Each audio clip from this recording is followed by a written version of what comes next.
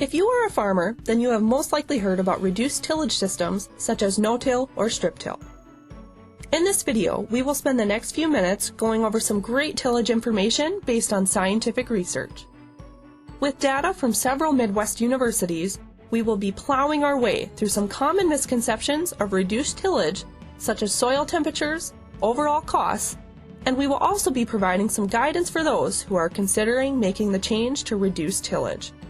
After all, running a farming business takes careful planning, and selecting the appropriate tillage system might just be a great investment for your fields. First, let's debunk a few common misconceptions about reduced tillage. I risk getting reduced yields if I don't use conventional tillage. Multiple on-farm university studies throughout the Midwest have shown that strip-till farming consistently produces equal or better corn and soybean yields to those of conventional tillage.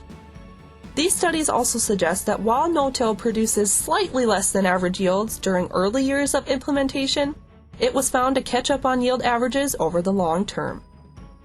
Reduced tillage has also been found to build organic matter much faster than conventional tillage. This increase in organic matter provides farmers with higher nitrogen credits, helping them save on costs while also maintaining a nutrient reservoir for crop production. My soils won't warm as quickly in the spring with strip tillage. Research has shown that a strip-tilled seedbed actually warms equally, if not faster, than chisel-plowed ground. This is because the crop residue under strip tillage is placed alongside the planting berm and not within the seedbed, thus allowing for more sunlight penetration into the soil versus the chisel plow's broadly distributed crop residue. Strip tillage also shows great promise with soil moisture as it allows the planting berms to dry similarly to chisel plowed land. It also maintains a higher moisture content below the undisturbed areas between the planting berms, which can help to carry a crop through a drier period longer than chisel plowed land. With the resulting well-drained, warmer seed berm, strip-till crops tend to have faster plant emergence and establishment, which can greatly increase yield potential. I'll be fighting too many weeds. Traditional tillage systems rely upon manipulation of the soil to prepare the seedbed, while at the same time control weeds by burying its seed to prevent germination. While aggressive tillage will bury weed seeds as intended, it also aids in bringing up previous year's seed towards the surface.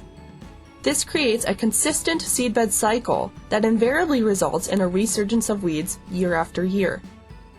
Research has found that a reduced tillage system retains a higher percentage of weed seeds near the surface versus scattered throughout the soil profile when compared to traditional tillage. Reduced tillage can help to effectively deplete a weed seed bank as it eliminates the ability of buried seeds to move upward within the soil profile, thus breaking that seed bank cycle. The seeds near the surface are more susceptible to chemical applications and termination by weathering, pathogens, or are more easily eaten by animals and insects. Alternating crop rotations and the added buildup of surface residue also aids in deterring weed growth. As with any tillage operation, good scouting practices and timing of suppression techniques will ultimately give farmers the head start they need for weed control. But why? We have been doing conservation tillage in America since the 1960s. Conservation tillage was developed after the Dust Bowl era in the 30s to help reduce soil and wind erosion caused by heavy and aggressive soil manipulation. It was then widely adopted in the Midwest during the 1960s and has since developed into the chisel, disc, and ripping-based mulch tillage equipment we see today. While mulch tillage has decreased soil loss, soil erosion can still rapidly occur on any field that has been exposed by these types of tillage practices. Rainfall landing on exposed cropland often leads to sheet and rill, ephemeral, or gully erosion.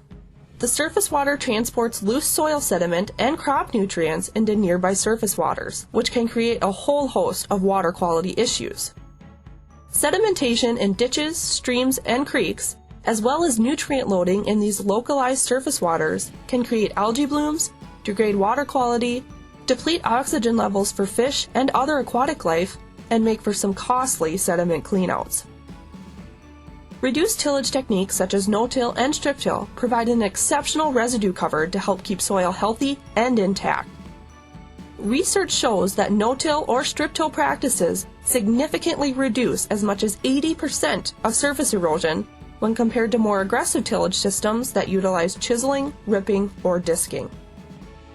Maintaining more residue and disturbing the soil less also helps rebuild and maintain soil health, a key contributor to plant health and crop production.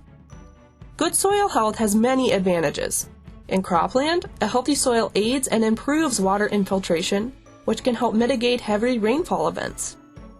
Healthy soil also improves nutrient availability, reduces pests, and improves disease resistance for crops. The equipment is too expensive. I can't afford to make that big of a change. A return on investment is usually a great starting point when making any major business decision. A good way to start looking into a tillage alternative is to look beyond the initial equipment cost and focus on what it can save you over the long run. In terms of cost savings, reduced tillage systems can also equate to reduced operating costs. According to a University of Minnesota Extension study, seasonal costs for both corn and soybeans are between 21 and 23% less than vertical tillage and or chisel-plowed systems. This includes planting, incorporating fertilizer, primary and secondary tillage, and harvesting.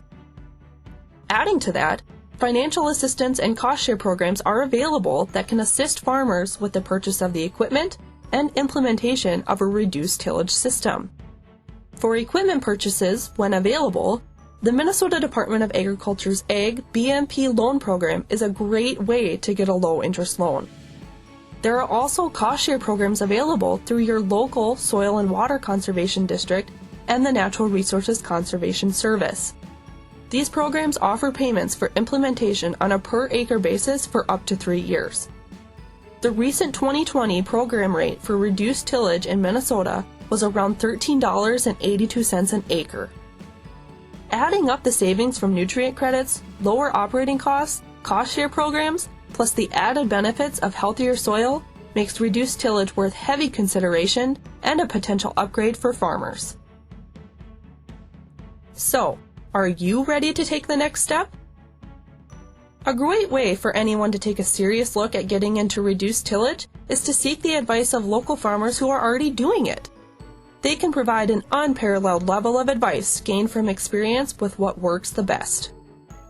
It can also be helpful to try out a small number of acres by having it custom prepped and seeded by a local contractor who already has reduced tillage equipment. This can help you decide if it is a right fit for your farm. Be sure to contact your local Soil and Water Conservation District and NRCS, as they can provide a lot of technical assistance to help guide you towards a successful transition into reduced tillage.